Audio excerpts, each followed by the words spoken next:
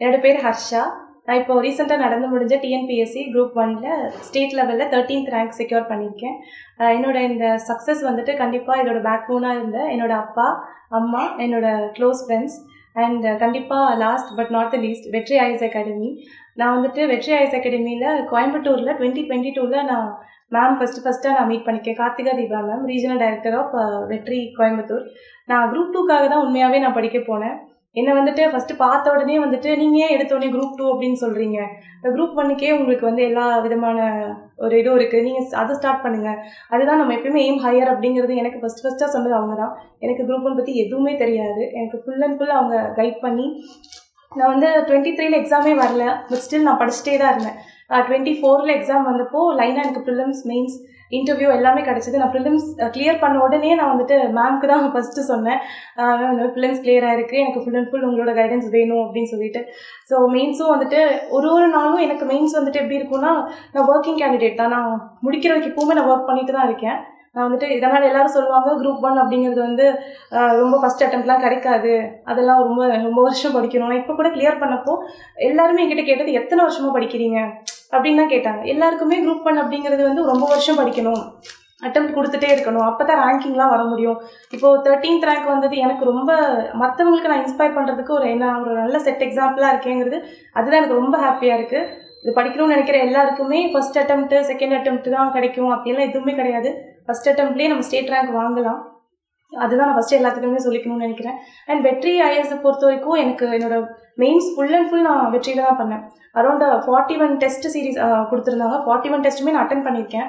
ஒரு வாட்டியும் நான் டெஸ்ட் எழுதலைன்னா ஐ திங்க் எத்தனை ஐஏஎஸ் அகாடமியில் டெஸ்ட் எழுதலைங்கிறதெல்லாம் உட்காந்து பார்த்துட்டு அதெல்லாம் சொல்லிட்டு இருப்பாங்க எனக்கு தெரியல. மேம் வந்து ஒருத்தவங்களும் எவ்வளோ எழுதியிருக்காங்க, ஓகே இன்னும் 12 எழுதியிருக்காங்க, 13 தான் எழுதியிருக்காங்க, கால் பண்ணி இதெல்லாம் எழுதுனா ப்ராக்டிஸ் தெரியலனாலும் பரவாயில்ல, கமெண்ட் ஆன்சர் தெரியலன்னா மேம் சொல்லுவாங்க, நம்ம வந்துட்டு ஜஸ்ட் நீங்கள் பிரெயின் ஸ்டார்ம் பண்ணுங்கள், எவ்வளோ வருதுன்னு பாருங்கள், எழுத முடிகிற அளவுக்கு எழுதுங்க, அதுக்கப்புறம் க்ளோஸ் பண்ணுங்க, யார் உங்களை கேட்க போகிறாங்க, உங்களுக்கு பிடிச்சது வந்துட்டு நான் எவ்வளோ தூரம் நல்லா பண்ண முடியுமோ அந்த அளவுக்கு வந்துட்டு பண்ணணும் அப்படின்னு சொல்லிட்டு எனக்கு ரொம்ப வந்துட்டு மோட்டிவேஷனாக இருந்தது வந்துட்டு மேம் தான். நான் ரொம்ப லோவாக ஃபீல் பண்ணுறப்போ மேம் ரூமில் போய் உட்காந்துட்டு ஒரு 1/2 hour ரிலாக்ஸ்டாக மேம் கிட்ட மேம் பயமாக இருக்குது அப்படின்னு சொல்கிறப்போ மேம் சொல்லுவாங்க, இந்த பேச்சே இருக்கக்கூடாது, அதெல்லாம் முடியும், உன்னால் முடியாது கிடையாது அப்படின்னு சொல்லிட்டு ரொம்ப மோட்டிவேட் பண்ணது மேம் தான். அண்ட் வெற்றியோட ஒரு மெட்டீரியலுமே வந்துட்டு என்னை பொறுத்த வரைக்கும் எனக்கு வந்துட்டு ஒரு 3 months தான் எக்ஸாக்டாக டைம் இருந்தது. அந்த 3 months டைம் அப்படிங்கிறதுல அவங்களோட ஒரு மெட்டீரியலுமே பார்த்து அவங்க பண்ணியிருக்காங்க. பிகாஸ் டிஎன்பிஎஸ்சியில் ஸ்கோர் பண்ணுறதுக்கு எப்படி பாயிண்ட்ஸ் கொடுக்கணும், எந்த மாதிரி ஆன்சர் இருக்கணும் அப்படிங்கிறது எல்லாமே வந்துட்டு அவங்க ஒரு ஸ்ட்ரக்சர்டான ஒரு ரிசர்ச் பண்ணி தான் ஒரு மெட்டீரியலுமே அவங்க தராங்க. ஸோ நான் ஒரு மெட்டீரியல் எனக்கு பார்த்தப்போ நான் ஆல்ரெடி நோட்ஸ் வச்சுருந்தேன் படிக்கிறதுக்கு. பட் அவங்களோட நோட்ஸ் பார்க்குறப்போ இவ்வளோ நல்லா நான் வந்துட்டு ஆக்சுவலி நிறைய பாயிண்ட்ஸ் கொடுக்குறதா டிஎன்பிஎஸ்சியில் ரொம்ப முக்கியம். அது வந்து அவங்களே கொடுத்துட்றாங்க அப்படிங்கிறப்ப நமக்கு அதுக்கு மேலே ஒரு பெரிய சோர்ஸ் எனக்கு தேவைப்படவே இல்லை. அண்ட் மோரர்லெஸ் என்னோட சிலபஸில் இருக்கக்கூடிய ஒரு டாப்பிக்குமே மெட்டீரியல்ஸ்லேயே கவர் ஆகிடுச்சு. அது வந்துட்டு இல்லைன்னே சொல்லிட்டு ஒரு மெட்டீரியலுமே வந்துட்டு டிஎன்பிஎஸ்சியில் ஒரு டாப்பிக்குமே கவர் ஆகிடுச்சு. அண்ட் எக்ஸாமில் வந்துட்டு வந்த எல்லா கொஸ்டினுமே மெட்டீரியலில் இருக்கக்கூடிய சப்ஹெட்டிங்ஸ் தான். ஸோ அதனால் ஈஸியாக எங்களால் எழுத முடிஞ்சுது. அதுவும் என்னோட மெயின்ஸை பொறுத்த வரைக்கும் வெற்றி வந்துட்டு ஒரு பெரிய ரோல் ப்ளே பண்ணியிருக்கு. அண்ட் இன்டர்வியூ வந்து அரௌண்ட் நான் 7 இன்டர்வியூஸ் மார்க் இன்டர்வியூஸ் வந்து நான் வெற்றி சென்னையில் கொடுத்துருந்தேன். அங்கே இருக்கிறவங்களுமே ரொம்ப மோட்டிவேட்டடாக ரொம்ப சப்போர்ட் பண்ணியிருந்தாங்க. ஒரு டைம் பார்த்து எனக்கு பேனல் அலோகேட் பண்ணுவாங்க, மேம் இன்றைக்கி இது பண்ணிட்டீங்களா, ஓகே நாளைக்கு வந்துட்டு இது பண்ணலாம், அந்த மாதிரி எனக்கு ஒரு நாளும் அவங்க வந்துட்டு பேனல் அலோகேஷனில் கூட ஒரு ஸ்பெஷலான எல்லாருக்கும் எத்தனை அகாடமியில் அந்த மாதிரி ஒருத்தவங்களுக்கும் இண்டிவிஜுவலாக ஒரு அட்டென்ஷன் கொடுப்பாங்கன்னு தெரியல. பட் வெற்றியில் வந்து அந்த இண்டிவிஜுவல் அட்டென்ஷன் அப்படிங்கிறது தான் நான் வெற்றியில் வந்ததுக்கான ஒரு ரீசன். என்னோட வெற்றி வந்துட்டு ஒரு பெரிய ரீசனாக இருந்திருக்கு. அதனால நான் அகாடமிக்கும் நான் பெரிய ஒரு தேங்க்ஸ் சொல்லிக்கிறேன். என்னோட அப்பா இவரோட பேர் வந்து உன்னிகிருஷ்ணன், இது என்னோட அம்மா ஆஷாலதா. எனக்கு ஒரு பிரதர் கூட இருக்கிறாரு, அவர் வந்து ஹைதராபாத்தில் ஒர்க் பண்ணிருக்காரு, ஹரீஷ் அவரோட பேர். எனக்கு வந்து ஃபேமிலி சப்போர்ட் அப்படிங்கிறது இருந்ததுனால தான் இவ்வளோ தூரம் இந்த எக்ஸாம் வந்துட்டு எனக்கு ஒரு ஃபேமிலி என்வாயன்மெண்ட்டுங்கிறது ரொம்ப முக்கியம். என் பிரதர் வந்து என்னோடய ஸ்டடீஸ்க்கு அவ்வளோ ஹெல்ப்ஃபுல்லாக இருந்தாங்க. எங்கள் அப்பா அம்மா நான் படிக்கிறப்போ என் கூடவே ஒரு 2 பேரும் உட்காந்துருப்பாங்க. என் அப்பா வந்து அரௌண்ட் எல்லா டெஸ்ட்டுக்கும் என்னை கூட்டிகிட்டு வருவார். அது கிடைக்கிறப்போ அவர் சொல்லுவார், உன்னோட சக்ஸஸில் வந்து ஒரு 80% எனக்கு தான், நான் தான் உன்னை கூட்டிகிட்டு போயிட்டு வருவேன் அப்படின்னு சொல்லிட்டு அவர் சொல்லிட்டு அவருக்கு ஒரு சந்தோஷம் வந்துட்டு ரொம்ப நிறைய இருக்கும். எங்கள் அம்மா அவங்களுக்கு கிடைக்காத அந்த ஒரு படிப்பு அதெல்லாம் எங்கள் அப்பாவும் அம்மாவும் எனக்கு கொடுக்கணும்னு நினச்சாங்க.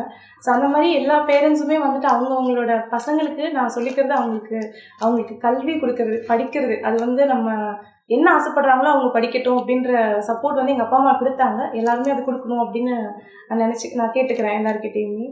அண்ட் அதுக்கப்புறம் இந்த எக்ஸாமுக்கு படிக்கணும் அப்படின்னு நினைக்கிற எல்லாருக்குமே நான் சொல்லிக்கிறது அதுதான். ஃபஸ்ட் அட்டெம்ப்ட், செகண்ட் அட்டெம்ப்ட் அவங்க சொல்கிறதெல்லாம் நீங்கள் கேட்கவே கேட்காதீங்க. Stay focused always. நமக்கு வந்து ஒரு கோல் செட் பண்ணிட்டோம் அப்படின்னா அதை வந்துட்டு எப்பயுமே நம்மளை மோட்டிவேட் பண்ணிக்கணும், ஃபோக்கஸாக இருக்கணும், மோட்டிவேஷனாக நம்மளுக்கு ஒரு மோட்டிவேஷனாக இருந்துக்கணும். அண்ட் சொசைட்டல் ப்ரெஷருக்காக யாரும் அவங்களோட ட்ரீம்ஸை வந்துட்டு என்றைக்குமே சாட்டிஸ்ஃபை அது வந்து நம்மளோட ட்ரீம் சாட்டிஸ்ஃபேக்ஷன் அப்படிங்கிறது ரொம்ப முக்கியம். மற்றவங்க சொல்கிறாங்க, சொசைட்டி வந்து வேறு விதமான நம்ம மேலே ஒரு போடுவாங்க, இந்த டைமில் வந்துட்டு வேலைக்கு போகணும், இந்த டைமில் கல்யாணம் பண்ணணும் எல்லாமே சொல்லுவாங்க. கேர்ள்ஸ்க்கெல்லாம் நான்லாம் நிறைய ஃபேஸ் பண்ணியிருக்கேன். ஸோ அதெல்லாம் வந்துட்டு தாண்டி நமக்கு அந்த சொசைட்டல் ப்ரெஷரையும் தாண்டி படிக்கிறது ஒரு ஆஸ்பிரண்ட்டுக்குமே ரொம்ப கஷ்டமாக இருக்கும். அதை வந்து ஃபேஸ் பண்ணுங்கள். கண்டிப்பாக என்னால் சக்ஸஸ் ஆக முடியும் அப்படின்னா இந்த ஜேர்னியில் எடுத்துக்கிற எல்லாருக்குமே கண்டிப்பாக வந்துட்டு அந்த சக்ஸஸ் வந்து இருக்கும்.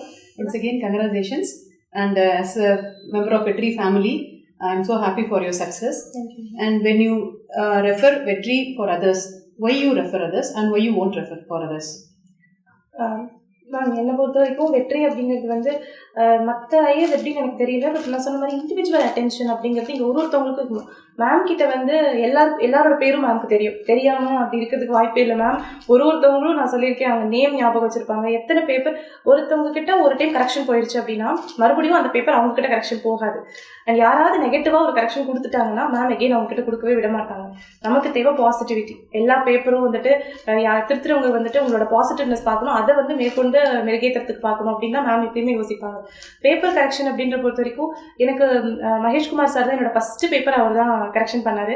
ஸோ அவர் வந்துட்டு சொல்லுவார், ஒரு சின்ன சின்ன விஷயத்தையும் அவர் ஞாபகம் வச்சு சொல்லுவார், எல்லாமே கரெக்டாக எழுதுகிற, ஒரு பாயிண்ட் யூனிக்காக கொடுத்தா பேப்பர் தனியாக தெரியும் அப்படின்னு. அந்த ஒரு டாக்டிக்ஸ் எக்ஸாம் எழுதுகிறப்போ பேப்பர் வந்துட்டு எல்லாமே எழுதுறாங்க, எல்லாருமே பேப்பர் கம்ப்ளீட் பண்ண முடியும். நம்ம பேப்பர் எப்படி ஹைலைட்டாக தெரியும் அப்படின்னா 1-2 பாயிண்ட் நம்ம ஹைலைட்டாக கொடுக்கணும், அந்த டேட்டா கொடுக்கணும். இதெல்லாம் வந்துட்டு எனக்கு வெற்றியில தான் ஒரு சின்ன சின்ன விஷயங்கள்லாம் சொல்லி கொடுத்துருக்காங்க. எனக்கு திருத்தினவங்க பேர் வந்துட்டு சொல்லியே ஆகணும். மகேஷ்குமார் சார் எனக்கு ஃபஸ்ட்டு பேப்பர் அவர் தான் திருத்தினார். செகண்ட் பிரதீபா மேம், அவங்க எனக்கு நல்ல ஞாபகம் இருக்குது. பேப்பரை முடிச்சுட்டு நான் மேம் கிட்ட ரொம்ப டவுட்ஃபுல்லாக கேட்டேன், மேம் எப்படி எழுதுனேனே தெரியல, ஆனால் ஏதோ மாதிரி எழுதுன மாதிரி இருந்துச்சு, இப்படி தான் எழுதணுமா அப்படின்னு கேட்டாங்க. நான் டவுட்ஃபுல்லாக இருக்கிறத பார்த்துட்டு அவங்க சொன்னாங்க, ஏன் இவ்வளோ டவுட்ஃபுல்லாக இருக்கீங்க, எவ்வளோ சூப்பராக எழுதியிருக்கீங்க, கண்டிப்பாக ஸ்டேட் ரேங்க் தான் வாங்குவீங்க அப்படின்னு சொல்லிட்டு அன்றைக்கி மேம் சொன்னாங்க. எனக்கு அது ரொம்ப மோட்டிவேஷனாக இருந்தது. பிகாஸ் ஃபஸ்ட் அட்டெம்ப்ட் எழுதுறப்போ நான் எல்லாருக்கிட்டையும் திருத்துறவங்க கிட்ட ஃபீட்பேக் வரும், கால் வந்தோடனே நான் சொல்லுவேன், நான் ஃபஸ்ட் அட்டெம்ப்ட் மேம் கிடைக்குமா, எனக்கு டவுட்டாக இருக்குது, இதெல்லாம் கரெக்டாகவே டவுட்டாக இருக்குது, எல்லாருக்கிட்டையும் டவுட்ஃபுல்லாக தான் பேசுவேன். அப்படி தான் இருந்தது எனக்கு. பட் அதை ஒருத்தவங்களும் எனக்கு அந்த கரெக்ஷன் பண்ணி அதில் அவங்க கொடுப்பாங்க, ஒரு சின்ன வேர்ட்ஸ் தான் இருக்கும், அந்த பேப்பரில் எழுதி கொடுப்பாங்க, ஹைலி பொட்டன்ஷியல் கேண்டிடேட் அப்படின்னு சொல்லிட்டு. அது அவ்வளோ மோட்டிவேஷனாக இருக்கும். ஓகே நம்ம நல்லா எழுதுறோம் போல அப்படின்னு சொல்லிட்டு எனக்கு அடுத்தடுத்து இன்னும் நல்லா எழுதணும் அப்படின்னு தோணும். ஹர்ஷாவை பற்றி ஒரு நல்ல ஒரு பாசிட்டிவாக எனர்ஜெட்டிக் பர்சன்னு சொல்லணும் அப்படின்னா, அவங்கள ஐடியில் ஒர்க் பண்ணி இருக்கிறப்போ she had the shift type of job இல்லையாடா? So what are the shift you had? 10 to 8, 8:30 அந்த மாதிரி டைம் வரைக்கும் இருக்கும். ஓகே. அதுக்கப்புறம் தான் நான் வீட்டுக்கு வந்து தான் படிக்கிறது. அந்த ஒரு நாளைக்கு எனக்கு கிடைக்கிறது 2 hours மேக்ஸிமம். ஏன்னா நான் ட்ராவல் பண்ணணும். எனக்கு டியூட்டி 7:30 முடிஞ்சாலுமே நான் ரொம்ப தூரம் என்னோடய ஆஃபீஸ். அங்கேருந்து ஒரு 1 மணி நேரம் ஆகிடும் இங்கே வரதுக்கு. அது 2 வீலரில் தான் வருவேன். ரொம்ப டயர்டாக இருக்கும். இருந்தாலும் நைட் அந்த 2 hours படிக்கணும் அப்படின்னு சொல்லிட்டு படிப்பேன். தென் வீக்கெண்ட்ஸ் படிப்பேன். அந்த மாதிரி ஏர்லி மார்னிங் 5 o'clock 5 to 8 தான் என்னோட ஒரு ஸ்டடிங் டைம். அந்த 5 to 8 தான். நான் இன்ஸ்டியூட் வரப்போவுமே மேம் சொல்லுவாங்க, எனக்காக மேம் வந்து நான் ஒர்க்கிங் அப்படிங்கிறது என்னை விட அதிகமாக மேம் வந்து கன்சிடர் பண்ணுவாங்க. அவங்க வெயிட் பண்ண வேண்டாம், அவங்க வந்து ஆஃபீஸ்லேருந்து வந்திருப்பாங்க, அவங்க பெர்மிஷன் போட்டு வந்திருப்பாங்க, பாவம் அவங்கள ஃபஸ்ட்டு பார்த்துடலாம் அப்படின்னு சொல்லிட்டு எனக்கு அந்த ப்ரிஃபரன்ஸ் வந்து மேம் எப்பயுமே கொடுத்துருக்காங்க. அது வந்து இல்லைன்னே சொல்ல முடியாது. எனக்கு ஒர்க் பண்ணிகிட்டே கிளியர் பண்ண முடியும் அப்படிங்கிறதுக்கும் அதனால தான் நான் சொல்கிறேன், இவ்வளோ கஷ்டம் இருந்தாலுமே கிளியர் பண்ணுறதுக்கு கண்டிப்பாக முடியும், ஸ்டேட் ரேங்க்கும் வாங்க முடியும் அப்படிங்கிறது ஒரு இதுதான் சொல்லணும்னு நினைக்கிறேன் எல்லாருக்குமே. நான் என்னோட ஜேர்னியில் வந்து எல்லாரும் தனியாக வந்து ப்ரிப்பரேஷனுங்கிறத சிங்கிளாக வச்சு ஃபுல் டைம் ப்ரிப்பரேஷனாக பார்த்துருக்கேன், ஃபேமிலியோட ப்ரிப்பரேஷனாக பார்த்துருக்கேன். பட் ஃபேமிலியும் இவ்வளோ நல்லா பார்த்துட்டு ஒரு அப்பா அம்மாவுக்கு வீடு கட்டி தரணும், அதில் என்னோட கான்ட்ரிபியூஷன்ஸ் நிறையா இருக்கணும்ன்ட்டு இன்னி வரைக்கும் இன்டர்வியூ கால் பண்ணும்போது கூட ஒரு சனி ஞாயிறில் தான் அவங்க வந்து மாடல் இன்டர்வியூக்கு சென்னை வந்தாங்க. வி வேர் ஆல் தேர் சென்னையில் இன்டர்வியூ செஷன். அப்போ அந்த 2 days வந்துட்டு again she came back for 5 days work. அந்த மாதிரி ஒரு எல்லாரும் என்ன சீரியஸ்னஸ் நினைப்பாங்கன்னா 5 days நமக்கு பத்தாது, அடிஷ்னலான செஷன்ஸ் வேணும், மற்றவங்க எல்லாரும் பண்ணும்போது நான் மட்டும் மிஸ் பண்ணிடுவேன்னு நினைக்கும் போது, but she had confidence in her. அந்த 2 days எனக்கு போதும், 2 செஷன் முடிச்சுட்டு 5 days ஒர்க் பண்ணிட்டு again she came back for the next week. That is so memorable. அது எனக்கு மறக்கவே இல்லை. பட் அனதர் திங் இஸ், அவங்க மெயின்ஸ் ப்ராக்டிஸ் பண்ணும்போது மார்னிங் வந்து 11க்கு அவங்க ஆஃபீஸ் போகணும். ஒரு 7 o'clock இன்ஸ்டியூட் வர முடியுமான்னு கேட்குறப்போ எனக்கு எப்படி என் டெஸ்ட் மேனேஜ் பண்ணணும் ஒரு நாள் கேட்டாங்க. Then we had allowed her morning வந்து ஒரு 7 or 8க்கு பேப்பரை கொடுக்க முடியும். ஏன்னா சென்டர் திறக்கிற டைமே வந்து 8 or 8:30 தான். ஸோ நாங்கள் முன்னாடியே செக்யூரிட்டி கிட்ட கொஷின் பேப்பர், ஆன்சர் பேப்பர்லாம் கொடுத்துருவோம். அங்கே கீழே ஒரு வராண்டா ஸ்பேஸ் இருக்கும். அங்கே வந்து அந்த 3 hours டெஸ்ட் எழுதி நாங்கள் வரும்போது எங்கள்கிட்ட ஹேண்ட் ஓவர் பண்ணிவிட்டு then she will move to her IT job. அதுக்கப்புறம் அதை முடிச்சுட்டு வீட்டுக்கு வந்து திருப்பி படித்து அடுத்த டெஸ்ட்டுக்கு வருவாங்க. So such a hard working பர்சனை நான் பார்த்ததே இல்லை. So she deserve for her success. இன்னும் வந்து மேலும் அவங்க ஆஃபீஸராக ஒரு நல்ல சர்வீஸ் பண்ணுறதும் சரி, அகெயின் வந்து இன்னும் அவங்களோட முயற்சிகள் இருந்துச்சு அப்படின்னா நிச்சயம் அது எல்லா முயற்சிக்கும் எங்களோட support always. And we wishes for your bright future. வாழ்த்துக்கள். இந்த குடும்பத்துக்கே வந்து நாங்கள் நன்றி சொல்கிறதுக்கு இடத்துல இருக்கோம். Because everyone's hard work has given her such a great success. Thank you. Thank you.